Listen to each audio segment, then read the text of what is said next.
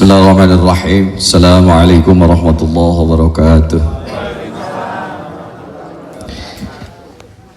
Cawerang, nasi uduk, nasi lemak, pakai salam, pakai sereh. Yang duduk mah ieu teh banyak, tapi jawab salam belum kabeh. Daun salam kue opak. Ibu-ibu kalau ngejawab salam harus ngegoreng opak dalam bulang.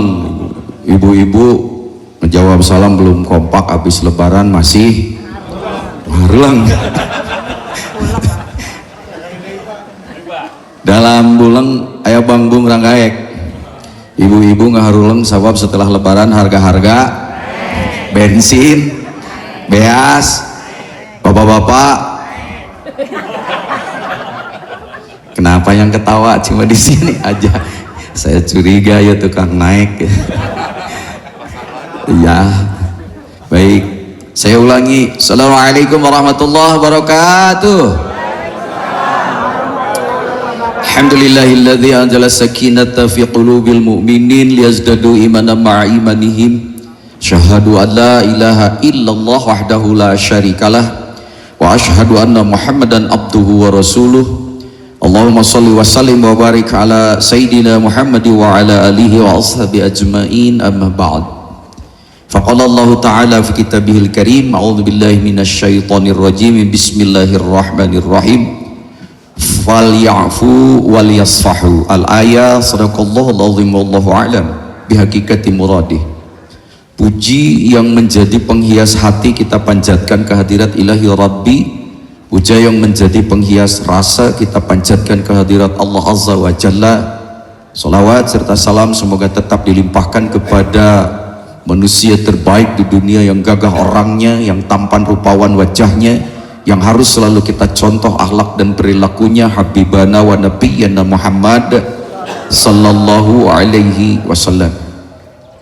Kalau menurut orang Jawa mungkin begini, Mbak.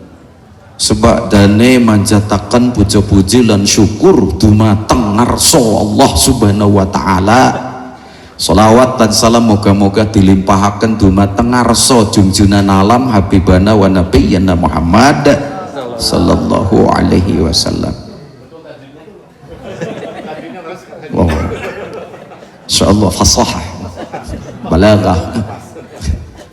Pak Isep kumaha pamicek orang parakan. Nah, jika cek orang parakan maki puji nu direngi-rengi urang sanggakeun ka Gusti Nu Maha Suci. Puji nu diwangun ku reneka sastra urang sanggakeun ka hadirat Allah Azza wa Jalla. Ditangtangan ku sholawat, ditengtengkeun kanu dipi hormat, ditungtungkeun kanu dipi agul, nu alus tangtung hade laur, nu alus angkat lair kepat, nu kasek jelemana, nu gagah dedeg pangadegna, nu picontoeun akhlakna Habibana wa Nabiyyana Muhammad sallallahu alaihi wasallam. Urang make bahasa parakan heula. Bismillah pangbuka catur, salam tahiyatul islamiyah nu kapihatur kanggo para pejabat, wargi-wargi sareng dulur-dulur nu ti kota, nu ti lembur anu nangkep nangge gado sareng anu nangkep tuur ngan teu ka asup anu ngalaladu bujur. Alhamdulillah tawisna syukur kurunyung mubalik di UIN Bandung nu alus tangtung hade laur, nu alus angkat lahir kepat, nu kasep jelemana Haji Isep jenenganana. Nanging Semualung Kembang Tanjung Marakpa Kembang Malati mubalik mualami di panggung sabab ngagarapak sieun digabruk ku nini-nini. Aya nini-nini terus gasing kuring ajengan ka mana ari jalan ka Jogja, apan ka dieu ka pamentasan, ajengan ka mana ari jalan ka surga, apan di dieu diparakan di pangaosan. Ku kituna kulu-kulunya buah manggu pisitan rejeng samoja buru-buru tarolap ilmu dalam rangka halal bihala supados urang janten jalmi anu bagja, amin ya rabbal. Yang saya hormati dan yang saya banggakan ayahandaku terkasih Bapak DKM, Bapak RT, Bapak RW yang kece-kece, Bapak Lurah yang someah, Bapak Muspika yang gararagah ini Bu, alhamdulillah hadir di sini. Siapapun yang hadir di sini, semoga dicatat oleh Allah bahwa kita hadirnya di sini, ngumpulnya di sini, nanti Allah kelak kumpulkan juga di surganya Allah, amin. Selanjutnya tidak banyak yang saya bahas kecuali satu, tinggal ngedoa apa sebetulnya. Saya dengar tadi pantun udah, ya sambutan udah, hikmah halal bihalal udah, tiuin mah tinggal ngadoa. Alhamdulillah Pak. Iya, singkat padat, apalagi di belakang itu tadi saya tengok ada, mohon maaf itu perlu untuk dihalusinasi. Halusinasi Pak, halusinasi teh lain ngalamun dahar, ngalemeskeun sangu halusinasi. Jadi kalau bapak lagi makan, Pak kenal halusinasi ulus ya. Halusinasi itu kan lamunan-lamunan, bukan ngahaluskeun nasi. Itu halusinasi. Ya, terus ibu bapak betul, jangan terlalu serius. Nu serius teh tarereh pae Pak, tarereh kolot Pak. Jadi ngaji dengan saya santai saja. Kenapa banyak ustad nyingsieunan? Dikit-dikit surga, dikit-dikit neraka, dikit-dikit bidah. Itu bidah, ini bidah. Tungtung nanti aing mending teh salat atuh. Ini halal bihalal, ini bidah. Enggak ada tuh dari nabinya. Kalau semua harus ada dari nabinya, bapak pakai mobil ka dia bidah. Bidah dolalah. Nah, kudu make onta. Zaman nabi nggak ada mobil. Makanya hati-hati. Tapi kalau ada saudara-saudara kita yang dikit-dikit bid'ah, dikit-dikit neraka, dikit-dikit surga, ya mboten napa-napa. Wong senengnya seperti itu, salah mboten salah. Cuman kalau umat disingsieunan semuanya, bahasa Jermannya dengar kalongen. Apa itu? Dengar kalongen. Dengar kalongen teh apa ya ini? Waduh, akhirnya ini takut, itu takut. Jadi masyarakat menjadi penakut. Beragama itu bukan untuk ditakut-takuti. Basyiru wala tunafiru, gembirakan mereka, jangan sampai mereka itu lari. Begitu Pak, begitu Pak Isam. Ini tak acara apa? Halal bihalal. Beda, ini emang beda Pak. Ini mohon maaf Bapak Babin Kaptimas, Bapak Babinsa, anak-anak wacuk yuk, beda Pak, beda. Nggak ada baju loreng zaman Nabi. Makanya bidah itu ternyata dalam usul bidah wa sunan itu ada mata kuliahnya kalau di UIN mah. Jadi ada bidah wajib, ada bidah yang sama sekali dhalalah. Bidah wajib eta menuliskan Al-Quran, mencetak Al-Quran, bidah itu gak ada zaman nabinya Pak. Kenapa? Ya nggak ada mesin cetaknya, nggak ada hadis yang menyuruh itu. Kenapa dilakukan? Karena baik, coba kalau Quran tidak ditulis, ya Quran tidak dicetak, bari geus dicetak depan orang hese maca. Kenapa? Apa ada ketahuan bapak-bapak baca Yasinan mau dibidahkeun teh geuning. Ternyata suami ibu itu baca surat Yasin belajarnya dari Latin. Jangan ditertawakan, dah bunyinya pasti beda. Kalau membaca Fatihah dari Latin, mohon maaf, sirotol juga jadi sirathal. Sirathal ladina an'amta alaihim ghairil magdubi alaihim waladlalin. Jangan diketawain lagi, belajar. Ya, Yasin juga dibaca, yang lain mah Yasin, yang mah bukan ya Asin. Ternyata A-nya 2, maksudnya supaya dibaca panjang. Ini dibaca apa adanya, jadi ya Asin. Salah? Enggak salah. Kenapa? Dalam rangka belajar. Ya, karena itu maka halal bihalal pun ini kalau ditafsir dari bid'ah-bid'ah memang beda, nggak ada zaman nabinya. Tapi mari kita lihat apa sih substansi halal bihalal. Pertama, memang halal bihalal itu bahasa Arab, tapi asli produk Indonesia. Itu sebab ketika orang Arab lihat kepada satu acara, kita sedang ngeriung begini, tiba-tiba di situ ada ditulis oleh bahasa Arab, judulnya halal bihalal. Orang Arab pasti bengong Pak. Nah, cenah halal bihalal. Karena secara bahasa menurut kaidah gramatika bahasa Arab bukan halal bihalal. Yang benar itu halal bil halal. Tapi karena kita melihatnya dalam konteks budaya, tidak salah, tidak salah. Berarti maknanya jangan dilihat dari konteks leksikograf. Wis ngahulang deui ini. Naon aja leksikograf. Ngahulang heula we malah gitu. Leksikograf teh kalau dibuka di kamus itu tidak ada. Kamus bahasa Arab misalnya Lisanul Arabi, itu kan yang rada lumayan lah gitu, rada keren. Dibuka karena penasaran, oh itu halal lebih halal ya, karena ada orang yang sedang senang-senangnya dalam beragama, baru masuk beragama, maka segala sesuatu harus berbau agama, ngomongnya aja pakai tajwid, Pak. Iya, assalamualaikum, waalaikumsalam, sehat, subhanallah, alhamdulillah, biasa-biasa itu. Biasa-biasa aja kali gitu ya.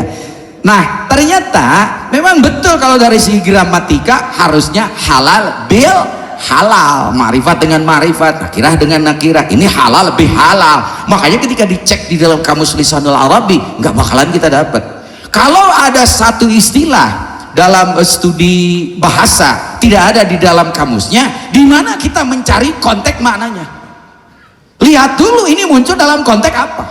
Ternyata halal bihalal itu muncul dalam konteks budaya asli Indonesia. Kalau dicek muncul pada zaman presiden pertama kita, zaman siapa? Pak Soekarno. Ya, kenapa? Beliau melihat salah satu tradisi orang Indonesia itu, karena orang Indonesia itu ndesani, asal nanti di desa Pak, orang kampung bau lisung, lisung tinggi juga bau kumaha. Ini semua kan wong desa ngumpul di kota. Pada saat bulan Ramadan menjelang lebaran, mereka kembali ke asal muasalnya. Karena asalnya wong udik, maka disebut kembali ke asal itu disebut mudik. Mudik itu pulang ke udik, Pak. Ya, maka pada saat hari raya jangan kaget. Jangankan di komplek, di ibu kota saja kosong, Pak. Instansi-instansi kosong, apalagi sudah diliburkan oleh pemerintah, Pak. Maka ada satu hal yang tidak berjalan. Apakah itu? Silaturahimnya. Karena setelah hari raya kita itu punya budaya, dan budaya itu bukan berdasarkan hanya adat istiadat, tapi ada landasannya. Maka kalau orang Padang itu suka menyebut budaya itu selalu berdasarkan syara, adat basandikan syara, syara basandi kitabullah. Tanya tuh sama orang Padang. Ada wong Padang? Ada. Oh bunda wong Padang. Kemarin kita silaturahim di keluarga besar Padang, itu menguraikan itu ya, adat basandi syara, syara basandi kitabullah. Ternyata adat budaya itu tidak semata-mata bidah khurafat tahayul, ternyata itu basandi syara, berdasarkan syara. Jadi bagaimana konsep agama dibungkus dalam budaya itu, Pak, bukan khurafat bidah tahayul. Syara basandi kitabullah. Hukum itu pasti berdasarkan kitabullah. Tapi karena manusia tidak paham semua, kayak yang tadi sirat hal goiril magdelubi maka para leluhur kita menerjemahkan bahasa Al-Quran itu ke dalam bahasa budaya agar mudah diperoleh. Silaturahim jadi silaturahmi, jangan dihukumi dari segi etimologi, akan digiseng-serikan bahasa Jermannya menurut ahli bahasa. Tapi dalam konteks budaya it's okay, sama dengan halal bihalal. Maka halal bihalal kalau dicek dari bahasa Arab nggak ada gramatikanya, tapi dari segi mana? Oh, dalam sekali halal bihalal itu. Yang kedua, dari segi arti, kata halal biasanya dibenturkan dengan haram. Haram itu sesuatu yang terlarang. Maka kata halal di sini apakah lawan dari haram? Belum tentu. Karena nanti kalau ada yang mengadakan halal bihalal di sebelah sana, nanti ada acara haram biharam. Nah, maka makna halal di sini bukan dalam konteks hukum, tapi dalam konteks budaya. Karena dalam konteks budaya ada satu kata, yang kata itu maknanya mustarok. Mustarok itu berlapis-lapis. 3 lapis. Saya tadi bahasa Jermannya culang cileng. Ada kue lapis apa enggak? Mau diambil masih ditutup. Halo? Iya, panitia nggak buka bun. Saya teh polohok begitu ya, kumerot we deh teh. Saya halo, sip lah. Oh biasa, cekat tengah repot kan biasa. Engke we dibokol kan biasa. Tapi saya ngaji di mana-mana, jangankan di sini, di luar negeri pun begitu. Begitu ngaji, masya Allah, ternyata untuk kiai itu kuehnya lengkap. Kenapa lengkap? Karena tidak akan dimakan. pinter tuh panitia. Disajikan betul di meja, nggak ada satupun yang saya makan. Kenapa? Mana sempatlah awak makan. Ya kalau hideng tahu, kalau enggak di suguhan tuh menang di dahar dibekal kente.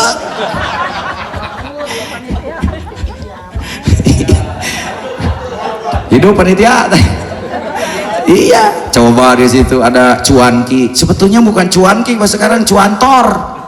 Cuanki itu cari uang pakai jalan kaki dulu. Sekarang mah pakai motor, Pak. Jadi cuantor tuh. Ganti dah namanya. Alah, sampai di mana barusan? Tada ceramah teh begitu. Bukan didengar pesannya ujungnya. Jamaah rahimakumullah, masya Allah, kadang-kadang kiai itu disuguhin air lagi cekurang sunama. Emang aing bentur gitu. Tahu bentur tuh ikan kecil namanya wader itu. Wader itu ya makanannya air, minumannya air, tinggalnya di air. Jadi kalau kiai disuguhin air melulu, emang gua wader. Jamaah rahimakumullah, ada sih pernah disuguhin di mana ya? Itu ternyata yang di kaleng itu. Yang di kaleng itu ternyata cap kaki 3. Nggak saya minum. Kenapa? Curiga. Kumaha lamun ieu teh betul-betul air dari kaki. Kakinya roromeheun. Nggak berani saya minum. Allah. Nah itu kuenya sudah terbuka pada KM halal. Nah, kata halal bukan lawan haram di situ. Halal. Apa tuh? Boleh. 2 mana halal teh. Makanya jangan kaget, ada yang umroh dengan modal 1 kata itu, ininya penuh dengan korma. Iya begitu, datang ke toko ini, halal, boleh 1, lumayan kan. Datang dari dia, halal, 1, tembeli, modal halal. Jadi kata halal itu sudah ada 2, boleh. Bukan lawan dari haram berarti. Boleh, apalagi tolong halalkan buat saya. Bisa berarti tolong ikhlaskan. Maka kata halal dalam arti yang keempat bisa berarti tolong halalkan buat saya, tolong maafkan saya. Itu arti halal bihalal dalam konteks budaya. Kenapa pada waktu itu ada halal bihalal? Karena yang tadi pada saat hari raya seharusnya silaturahim. Nah ini hakikat silaturahim terjalin, ternyata antar tetangga nggak ada. Kenapa? Wong pada muli kabeh. Yang orang Ciamis pulang ke Ciamis, pulang ke sini, alhamdulillah serba dibawa. Ya namanya juga mudik. Dari kota modalnya kue kaleng, pulang dari kampung balongnya habis, ayamnya habis. Ya nggak apa-apa. Nah pada saat ingin menyambungkan kembali bagaimana hubungan antar manusia, maka disitulah dicetuskan halal bi halal. Kalau mau pakai gramatika, halal bil halal. Untuk bagaimana silaturahim itu dua-duanya terjalin. Lah kok Pak Isam silaturahim dua-duanya terjalin? Karena makna silaturahim itu 2, Pak. Yang selama ini kita hanya tahu silaturahim itu one way, 1 jalur saja. Silaturahim di mana sasalaman dengan tetangga dan manusia. Salah, yang benar itu silaturahim itu di mana 2. Silatun artinya menyambungkan, ar-rahim artinya 2. Pertama, arti silaturahim menyambungkan berdasarkan tali kasih sayang itu kepada sesama manusia. Karena arti ar-rahim itu salah satunya artinya kasih sayang. Itu yang selama ini kita pahami. Yang kedua, silaturahim itu artinya silatun menyambungkan ar-rahim dengan yang punya sifat ar-rahim. Siapa? Allah. Nah ini yang jarang dibahas. Jadi mana hakikat silaturahim itu? 1 silaturahim di mana menyambungkan tali kasih sayang dengan sesama manusia. Yang kedua menyambungkan tali hubungan manusia dengan ar-rahim. Siapakah itu? Allah. Nah ini yang suka terputus. Dua-duanya suka terputus. Makanya kata silatun sering diartikan tali. Tali silaturahim. Kenapa tidak palu? Kenapa tidak paku? Tali, dari kata silatun. Silatun artinya menyambungkan. Maka selain arti silaturahim itu 2, yaitu menyambungkan ar-rahim kepada sesama manusia dan menyambungkan tali hubungan dengan Allah, maka kata silaturahim itu mengandung hakikat Ini hakikat silaturahim. Laisal muwasil bil mukafi, innamal muwasil antasil man qata'aka. Hakikat silaturahim itu bukan hanya sekedar anjang sana anjang-anjangan tukar kue lalu kemudian salam-salaman, tapi hakikat silaturahim itu adalah menyambungkan apa yang sudah pernah putus. Itu hakikat silatur.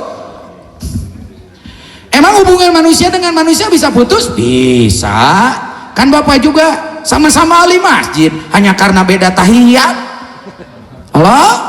Yang satu tahiyatnya gini-gini, yang satu mah enggak, gini aja. Bahkan ada madhab yang ketiga begini, madhab yang keempat ada lagi tahiyat ditunda dulu karena HP-nya nyala, diganti sama yang kiri, HP-nya diambil. Sorry bro, gue lagi sholat.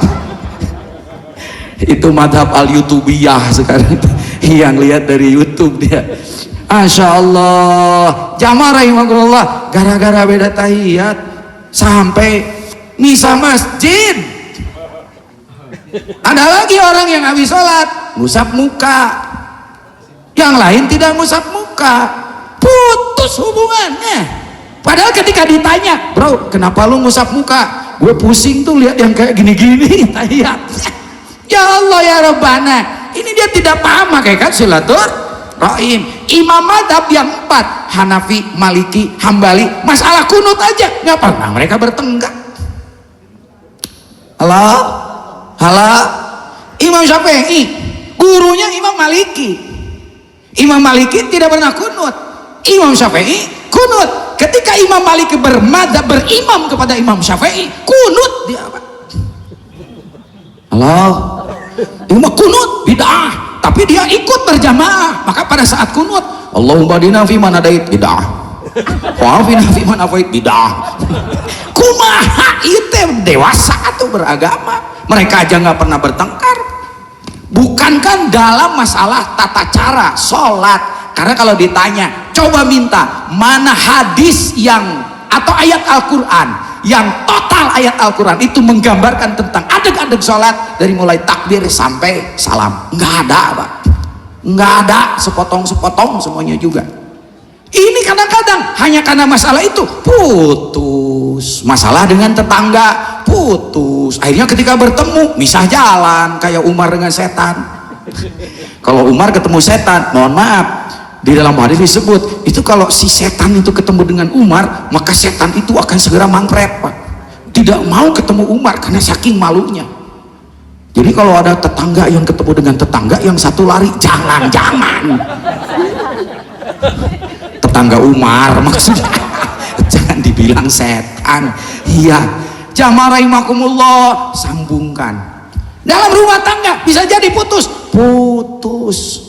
karena ibu-ibunya ahli pengajian, bapak-bapaknya ahli pengajian, yang satu ngaji mazhabnya beda, yang lain beda. Di rumah bukan sayang-sayangan, apa bertengkar hadis dalil melulu yang tadi Pak. Bisa sampai begitu sekarang itu.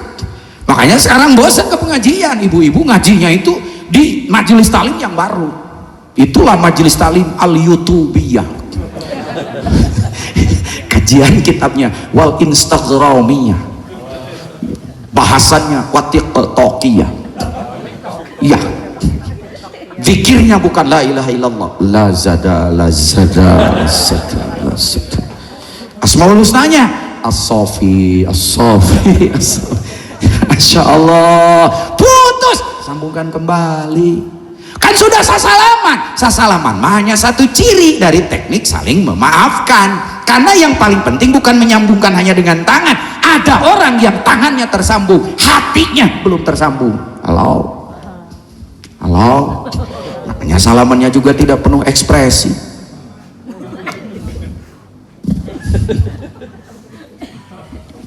Halo, ada juga salaman yang pengen disuntangan karena merasa aku paling. Nanti kita akan tahu nafsu apa tuh yang selalu ingin dihargai orang tapi tidak pernah menghargai orang. Ada nafsu tuh yang bulan puasa kemarin itu di clean sheet, di clean up. Iya, pengennya dia aja yang dihormati. Salaman aja, waduh, harus suntangan. Kalau gak suntangan dikitukan buat kapan. Halo, halo. Itu mah tanda mah bisa beda tergantung budaya, ciri sabumi cara sadesa, macam-macam salaman itu. Yang penting ada hukum-hukum dan tata cara rukun untuk saling memaafkan. Nanti kita bahas ayatnya, saya baca tadi. Maka yang paling penting bukan hanya sekedar menyambungkan kedua belah tangan, hatimu tersambung enggak dengan sesama manusia. Siapa tahu kamu itu kena nafsu, yang nafsu itu ada di tengah dada kita, dan karakter dari nafsu itu adalah tidak mudah memaafkan orang padahal dia yang bersalah. Ada tuh nafsu yang kayak gitu.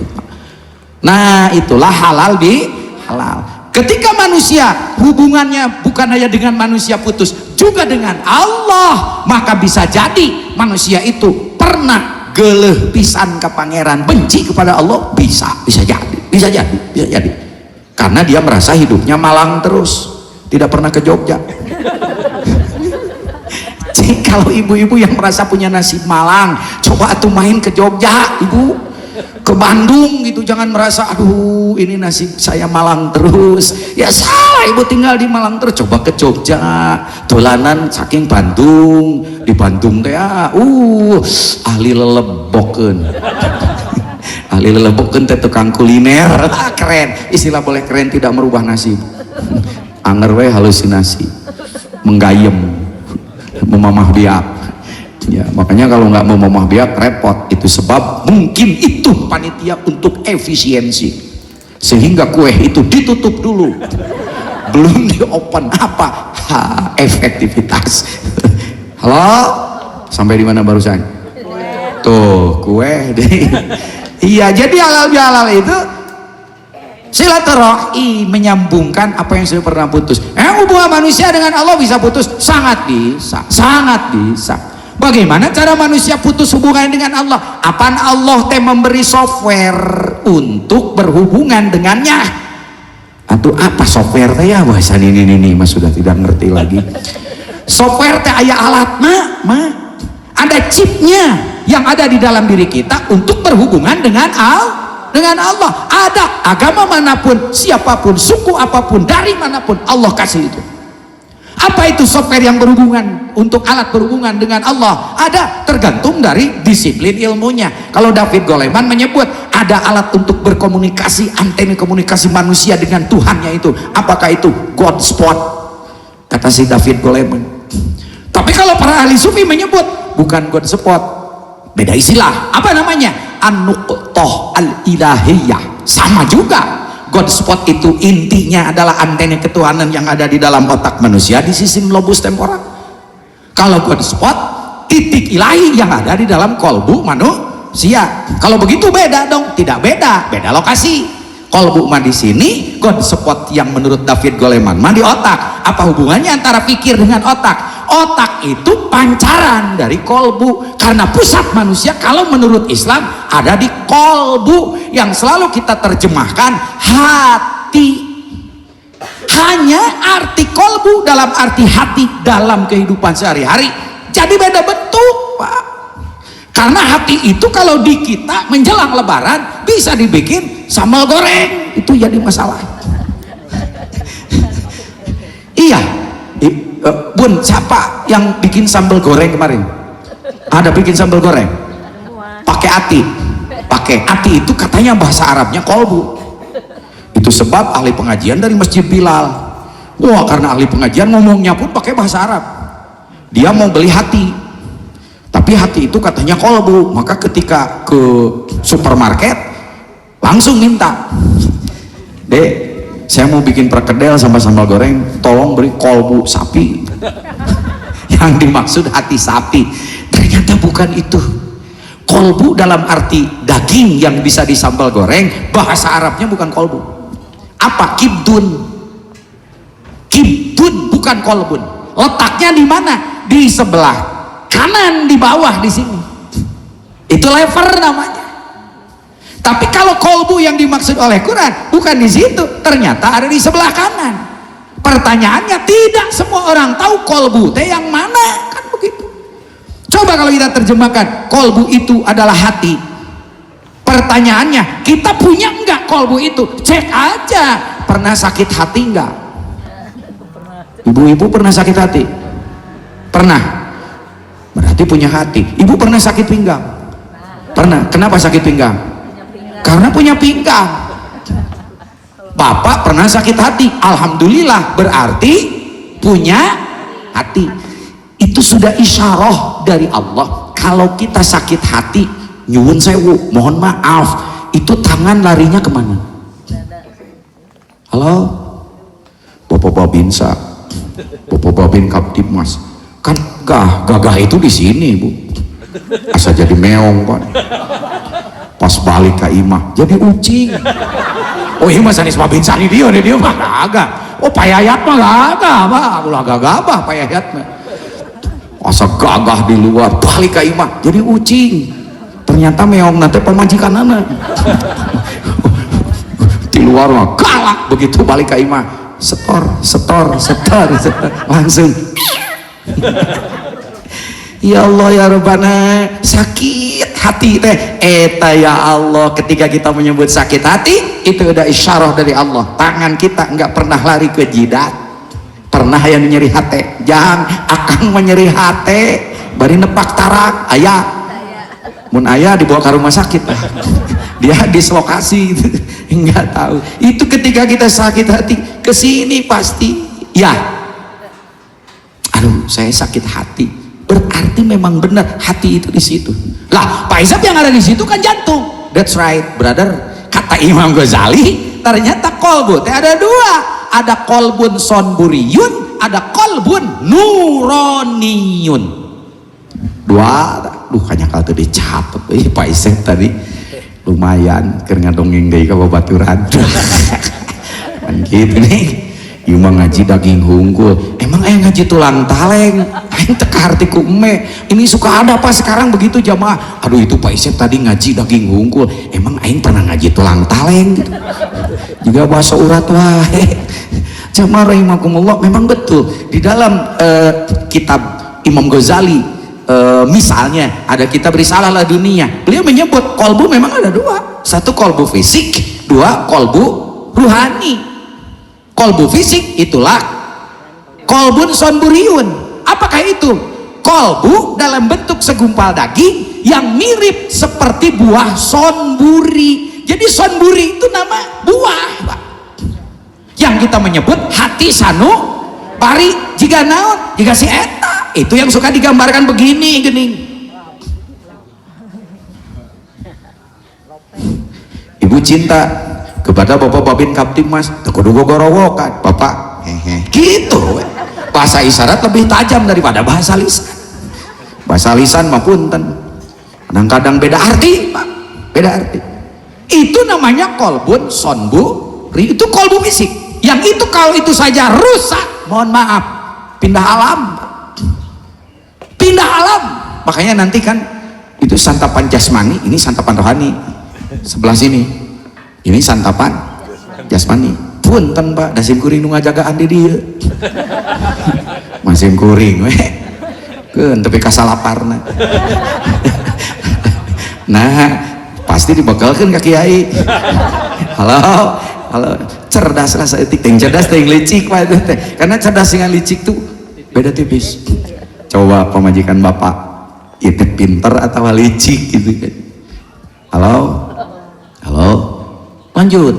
Kalau begitu itu kolbu, betul, itu kolbu fisik, namanya kolbun sonburiyun. Kita menyebut hati sanubari. Ini saja rusak kehidupan kita. Nah, ada lagi di balik itu, di dalamnya yang bersifat ruhani, bentuknya cahaya, ini yang disebut kolbun nuroniyun. Kolbun nuroniyun inilah tempat pintu untuk masuk kepada bagian yang terpenting dari kehidupan kita. Apakah itu? Ruh.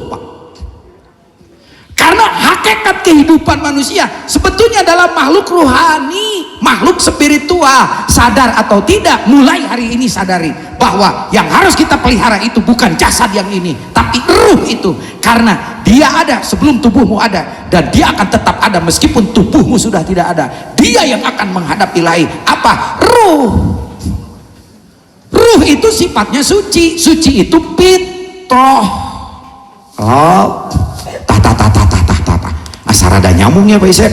Nah atos bulan puasa disebut Idul Fitri. Idul Fitri itu mengembalikan kepada fitri dari kata fitrah. Jadi Idul Fitri mengembalikan kepada fitrah. Yang fitrah itu apa? Kenapa harus dikembalikan kepada fitrah? Karena di dalam tubuh kita isinya setelah kita hidup menjadi 3. Tubuh kita teh awas bade nona-nona, bade nini-nini, bade kakak-kakak, bade kakek-kakek, bade ibi-ibi, bade ibu-ibu, bade nona-nona, bade sakali deh. Halah, semuanya sama. Isi tubuh kita itu 3, bukan 2. Tanpa hisab yang kita tahu mah 2, dohir batin, jasmani ruhani. Ada yang kelewat, satu lagi apa? Ini yang ketiga yang suka bermasalah, Pak. Dari tubuh mah sudah jelas bermasalah. Bermasalah tubuh kita mah, cirinya bermasalah. Dulu nona-nona, sekarang bermasalah. Halo, halo. Dulu pada saat bayi tidak punya gigi, bahasa Cinanya lemong. Terus kita tumbuh ada gigi, kembali lagi halo. Makanya susah membedakan itu ibu-ibu yang memberi ASI kepada bayi dan kepada kakek-kakek. Halo, halo. Makanya ibu-ibu hati-hati nih, ibu kasih tahu ya kalau punya cucu yang masih nete, apalagi diangkot di depan umum itu hati-hati kalau lagi netein anak-anak. Karena ada kejadian kemarin itu dipermasalahkan, ada ibu karena anaknya suka nangis terus, akhirnya kan kadang-kadang di kampung mah gitu nih ya, mohon maaf buka gorehelkeun supaya ka budakna. Akhirnya kan budaknya apa itu bayinya itu punten netek di situ. Anak-anak kalau sudah neteknya kenyang tidur, ini lupa ditutup, di pinggirnya kakek-kakek, ini jadi masalah. Kakek-kakek dengan bayi sedotannya beda. Begitu ada yang nyedot, nah gepeg sih, cuman dirasa-rasa, wah ini lemong juga, kayaknya bayi biarin aja. Begitu selesai habis sebelah, terap si aki-aki, si ibu bangun, naon terap didinya, cek aki-aki, hatur nuhun neng, turun we tina angkot tuh. Makanya tolong tutup auratmu. Sampai di mana barusan? Aki-aki lemong. Ibu, tubuh kita itu 3. 1, jismani, inilah badan kasar kita. Bahasa Arabnya bukan jasmani, jismani. Bukan jasmani bahasa Arabnya. Kalau jasmani mah temennya jas hujan. Yang benar jismani. Tapi karena seperti silaturahim dan silaturahmi, benar aja dalam konteks sehari-hari. Ayo kita senam kesegaran jasmani. Karena kalau kita ngomong senam kesegaran jismani rada aneh, padahal bahasa Arabnya memang jismani, Pak. Ini yang bagian luarnya paling dalam sekali, dan itulah yang paling pertama, itulah ruhani. Isinya apa? Ruh. Perbedaan antara jismani dengan ruhani jauh. Ruhani itu karena itu percikan dari ilahi langsung, maka sifat ruhani yang bentuknya ruh itu suci, tinggi, memiliki sifat-sifat ilahiyah. Maka rasa yang muncul ketika ruhani manusia itu dalam keadaan berfungsi dan normal, dia memiliki rasa ruhaniyah. Sains menyebut itulah yang disebut rasa spiritual. Awas, mana rasa ruhani itu? Udah tua, alhamdulillah lumayan sudah tua-tua, oke. Pengen insaf, pengen tobat, pengen solehah, pengen masuk surga, takut berbuat salah, itu rasa ruhani, Pak. Pengen tobat, ya Allah saya ini gimana ya, dosa saya diampuni, itu rasa ruhani. Maka ruhani itu satu, dia merindu kampung halaman asalnya untuk mudik ke alam asal muasal. Wong Jawa jenenge sangkan paraning dumadi. Orang Islam nyebut innalillahi wa inna ilaihi rajiun. Ayo orang mah inna lillahi wa inna ilaihi rajiun teh nu maot, Pak. Padahal mah apapun yang mengingatkan kita kepada Allah itu boleh menggunakan innalillahi wa inna ilaihi. Tapi karena konteks budaya innalillahi selalu dengan orang meninggal, maka begitu nyebut innalillahi wa inna ilaihi rajiun, padahal bapak teh titajong bahasa Cinanya. Apa itu ya, kesandung innalillahi. Siapa yang meninggal Pak RT? Tuh udah orang mah gitu. Bukan. Jadi yang rindu kampung halaman seperti halnya badan ibu rindu untuk pulang ke kampung, itu teh pembelajaran dari Allah. Maka setelah tua atau ada masalah, biasa kalau ada masalah kan kita mulai manggil-manggil Tuhan. Ya enggak. Makanya orang teh memposisikan Tuhan persis seperti pemadam kebakaran. Kalau yang dipanggil ketika sudah kebakaran. Kebakaran apa? Kebakaran rezekinya, kebakaran karirnya, kebakaran pangkatnya, baru teriak-teriak, ya Allah, itu gerak. Halo, halo. Kenapa tidak Allah tolong saat keadaan susah? Karena ada diskusi yang menyebut jika kamu ingin ditolong oleh Allah dalam keadaan susah, maka sering-sering memanggil Allah dalam keadaan senang. Itu rumus namanya diskusi. Kita mah lagi susah tidak pernah ditolong oleh Allah. Nah beda ieu ge kicep susah hungkul geus lebaran teh. Halo. Halo. Kalau duitnya masih banyak mah punten kicupna ge bedas Pak tos lebaran. Ieu mah tuh kicup. Halo. Jadi rohani itu cirinya rohaninya masih berfungsi, maka memiliki apa yang disebut dengan semangat spiritual. Ada rasa takut berdosa, puasa saya diterima atau enggak. Itu kalau rohaninya berfungsi. Maka rohani dengan jismani bertentangan. Jismani tubuh kita itu sangat rendah nilainya karena jismani kita, badan kita hanya terbuat dari 4 unsur: maun, narun, hawaun, turobun. Api, air, tanah, udara. Apatar. Ibu yang kekurangan udara tuh kelihatan. Halo, disebutnya nguap. Kalau nguap teh tanda-tanda otak kekurangan oksigen. Mun tunduh wae teh gitu. Jadi otak nanti tersumbat, duka ku hutang, duka ku naon. Mata krek ibaratnya tunu we, tapi eta nonton U17 kamari jeung Persib, ya Allah, wah melotot teh aki-aki gitu. Tuh Papa Binsa merokok, lihat punya duit apa enggak? Kelihatan, Pak. Ya, susah, ngaku sendiri beliau. Susah. Halo, jamaah rahimakumullah. Bagaimana karakter dari jasad ini? Rendah. Dia mah kekurangan air nih, saya juga bawa. Kekurangan udara, nguap, ngantuk. Kekurangan makanan, sudah dilihat di sana tuh, si teteh sudah dipanaskan, tenang we Bu. Halo? Iya, kekurangan air, Bunda juga minum. Dan tubuh itu jangankan mati, tua aja nggak mau bila perlu. Halo? Ini masalah. Ini masalah. Cirinya ada yang tidak mau tua, mohon maaf, ketika di dalam wajahnya sudah mulai muncul keriput-keriput, udah mulai gelisah.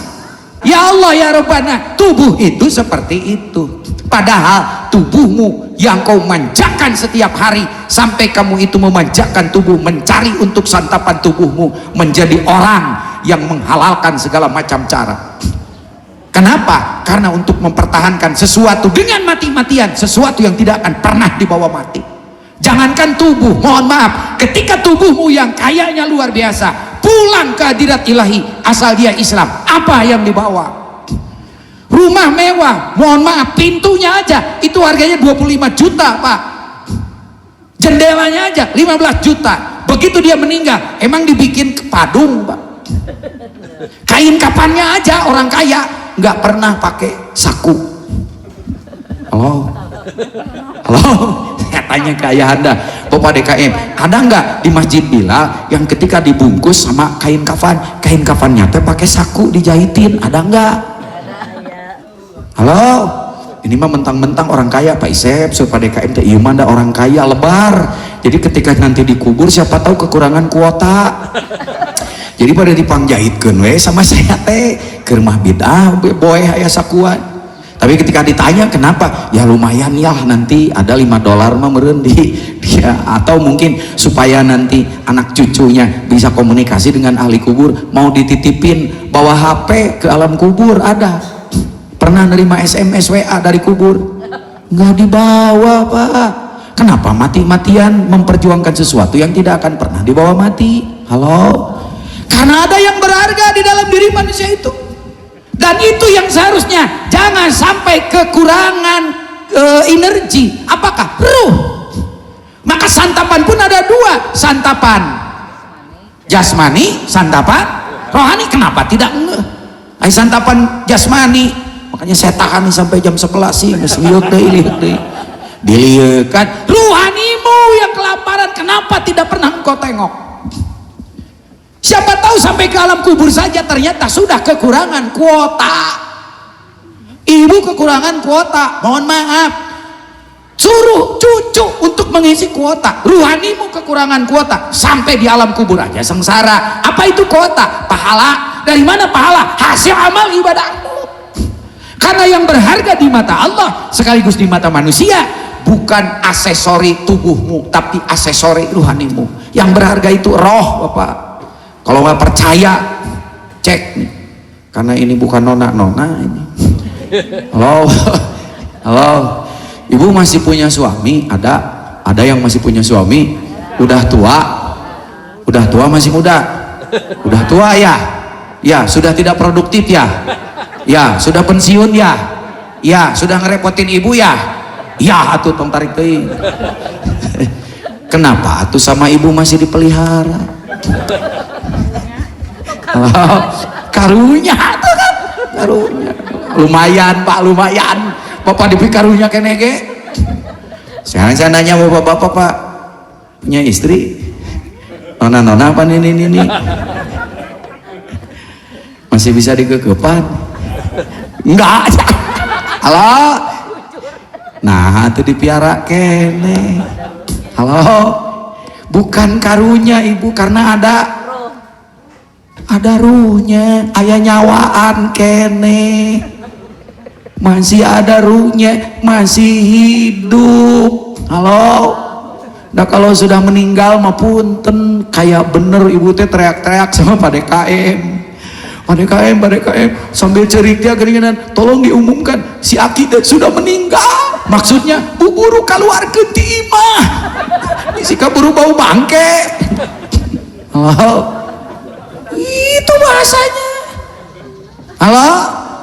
Maka tubuh kita itu persis seperti botol air mineral ini. Botol air mineral ini ada 3 komponen. 1, botol luarnya.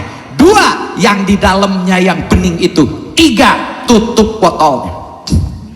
Botol ini berharga karena masih ada yang bening di dalamnya. Apa? Air.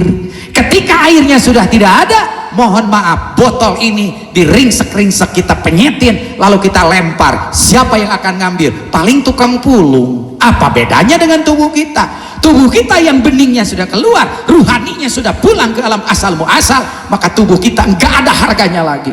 Itu yang saya bilang tadi, lain karunya, bahasanya mah apa? Hirup keneh mah. Maka hirup ini yang harus Bapak pikirkan. Karena ketika kita mati, tubuhmu tidak dibawa. Jangankan tubuhmu, sholat saja, tubuhmu itu belum tentu sampai kepada Allah. Tubuhmu hanya sampai di sujudmu, jidatmu hanya sampai di sajadahmu, telapak kakimu hanya sampai di atas karpet. Yang nyambung kepada Allah ketika ibadah, kolbu. Nah Pak Isep, kan tadi ada jismani yang ibarat, mohon maaf, botol ini ruhani ibaratnya adalah air yang di dalam. Ari kolbu mana? Kolbu itu kalau di sini itu persis ibaratnya tutup botol ini. Kolbu teh Pak, tutup botol ini adalah wahana satu-satunya jalan untuk masuk ke alam rohani. Maka ketika tutup botol ini belum dibuka, sampai kapanpun Bapak pengen airnya masuk, mual bisa Bapak, kecuali bocor. Jadi kalau mau masuk, buka tutup botolnya. Tutup botol ini di dalam diri kita, itulah kolbu. Jadi kolbu itu pintu menuju ke alam ruhani. Nikmatnya sholat bukan bagian badan, khusyuknya sholat bukan di mulut, Maka hati-hati, ada yang ngajarin husu, ngajarinnya cuma dalam bacaan. Husu bukan dalam bacaan. Husu itu tempatnya di kolbu. Dari mana Pak Isep ayatnya? Alam ya'ni lilladzina amanu antahsya'a qulubuhum lidzikrillah. Belum sampai kepada manusia yang beriman bahwa tempat husu itu di dalam kolbu. Ini mah husu dalam bacaan. Bahkan pengen husu, matanya dimerem-meremin. Bukan di situ tempat husu mah. Itu mah hanya bagian dari metode untuk husu, karena tempat husu di kolbu. Hidayah dan taufik dari pengajian, petunjuk, itu makanan rohani.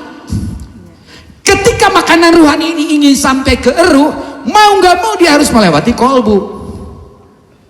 Masalahnya ternyata kolbu ini banyak penyakitnya.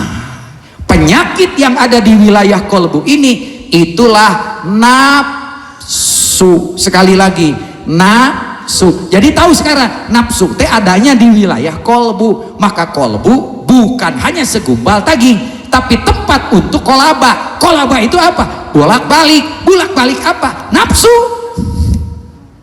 Dari mana tahu? Quran surat Asyam ayat 7 sampai 11. Wa nafsi wa ma sawaha fa alhamaha fujuraha wa taqwaha. Setiap diri manusia ada agregat ketiga, selain jismaninya, selain rohaninya, ada yang di tengah-tengah antara jasmani dengan rohani. Itulah nafsani. Isinya nafsu. Berapa isi nafsani itu? Yang isinya nafsu-nafsu itu ada 7. Gila tuh Pak. Yang 7 itulah yang menggerakkan manusia. Menggerakkannya wa nafsi wa masawaha fa alhamaha fujuraha wa taqwaha. Si nafsu ini menggerakkan perilaku manusia kepada 2 keadaan. 1, dorongan untuk berbuat fujur. 2, dorongan untuk berbuat takwa. Itu nafsu. Karena kalau fujur terus badan. Karena kalau takwa terus roh. Yang di tengah-tengah sakapeung pujur, sakapeung takwa, sakapeung edan, sakapeung eling, nafsu. Tah ketemu aya nama paingan aing hirup edan eling. Berarti hirup bapak teh masih dikendalikan oleh, nggak, kalau oleh roh mah eling terus, kalau oleh badan mah mangprang terus. Ieu mah sakapeung edan, sakapeung, berarti si eta matak hirupna edan eling, kan loba teuing edanna, matak hirupna edan eling. mulai ini masuk nih, mulai ini masuk. Kalau begitu yang mengotori kolbu itu nafsu, terutama dorongan buruknya. Karena nafsu itu wa nafsi wa masawaha fa alhamha fujuraha wa taqwaha. Nafsu itu sekali mendorong baik, sekali mendorong buruk, sekali berpihak kepada badan, sekali berpihak kepada roh, disebut edan eling. Maka kalau ibu edan eling sampai sekarang usiamu sudah berapa? Cek, berarti yang mendorong kita itu lebih banyak si eta. Alhamdulillah. Allahumma sholli wa sallim wa barik, amin ya Allah ya rabbal alamin. Allahumma sholli ala sayyidina Muhammad wa sayyidina Muhammad. Allahumma taqabbal wudu'ana wa salatana wa siyamana wa qiyamana wa ruku'ana wa sujudana wa du'ana wa tahwasyu'ana wa tadarru'ana wa la tadribiha wujuhana ya ilahal alamin. Duhai Allah, terimalah ibadah kami sejelek apapun. Kalau ibadah kami tidak diterima ya Allah, siapa lagi yang akan menerimanya ya Allah? Ya Allah, terimalah wudu kami, salat kami, puasa kami, zakat kami, seluruh amal ibadah kami, doa kami, yang dengan diterimanya ibadah itu ya Allah, maka dosa-dosa kami dari dosa yang 7 tadi dan dosa seluruh tubuh kami, dosa dohir batin kami dihapuskan oleh Engkau. Dan itu adalah keyakinan kami yang disebut dengan iman. Dan Engkau pernah mengatakan melalui lisan Nabi-Mu, barang siapa yang berpuasa atas dasar iman, maka dosa masa lalunya dihapus. Tolong hapus ya Allah dosa masa lalu kami, segalanya, semuanya, jangan pernah Engkau sisakan. Hapus dosa kami, suami kami, anak-anak kami, orang-orang tua kami, dan kedepannya ya Allah, jaga kami dengan kekuatan amal soleh kami ya Allah, jaga kami agar tidak terjerumus lagi kepada dosa. Rabbana la tuzigh qulubana ba'da idh hadaitana wa hab lana min ladunka rahmah innaka antal wahhab. Duhai Allah, terlalu sulit hidayah ini tertancap di dalam dada kami. Sekarang kami tahu ya Allah, sulitnya nur hidayah itu meskipun pengajian sering, nasihat sering, kenapa tidak pernah masuk ya Allah? Karena kami tahu masih banyak kotoran yang ada di dalam kolbu kami. Tolong bersihkan kolbu kami ya Allah, sehingga bening sebening kaca. Maka hidayah-hidayah itu masukkan ke dalam kolbu kami. La tuzigh qulubana ba'da idh hadaitana. Dan ketika hidayah itu sudah masuk di dalam kolbu, tertancap di dalam ruh kami, jangan pernah engkau cabut kembali, sehingga kami bisa merasakan hidup istiqomah kalaupun mati dalam keadaan husnul khotimah. Rabbana atina fid dunya hasanah wa fil akhirati hasanah wa qina adzabannar. Subhana rabbika rabbil izzati amma yasifun. Salamun ala mursalin walhamdulillahi rabbil alamin. Assalamualaikum warahmatullahi wabarakatuh.